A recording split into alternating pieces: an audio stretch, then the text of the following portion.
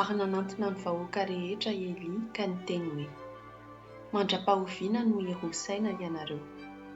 Raha ny Tompo no Andriamanitra, manaraha azy, fa raha ny Baala kosa dia manaraha azy.